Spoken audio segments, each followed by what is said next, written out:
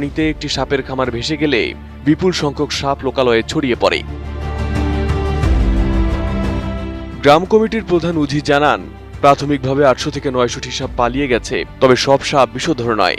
উল্লেখযোগ্য অংশই বিষহীন জল সাপ। তবুও অন্তত একজন বাসিন্দা বিষাক্ত সাপের কামড়ে হাসপাতালে ভর্তি হয়েছেন এবং আরও কয়েকজন চিকিৎসার প্রয়োজন হলেও বন্যার কারণে দ্রুত হাসপাতালে পৌঁছাতে পারেননি।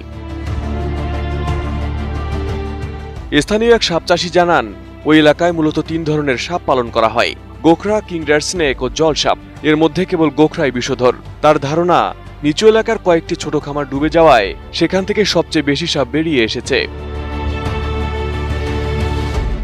এদিকে পরিস্থিতি সামাল দিতে আশপাশের গ্রামের 1 ডজনের বেশি স্বেচ্ছাসেবক মিলে সাপ ধরার দল গঠন করেছেন। তারা বাড়ি বাড়ি গিয়ে সাপ উদ্ধার করছেন। এখন পর্যন্ত ধরা পড়া অধিকাংশ সাপই বিষহীন জলসাপ হলেও প্রশাসনের সতর্কবার্তা স্পষ্ট, কোনো বাসিন্দা যেন নিজ উদ্যোগে সাপ ধরার চেষ্টা না করেন। বাড়িতে সাপ দেখা গেলে সঙ্গে সঙ্গে স্থানীয় কর্তৃপক্ষকে খবর দিতে বলা হয়েছে।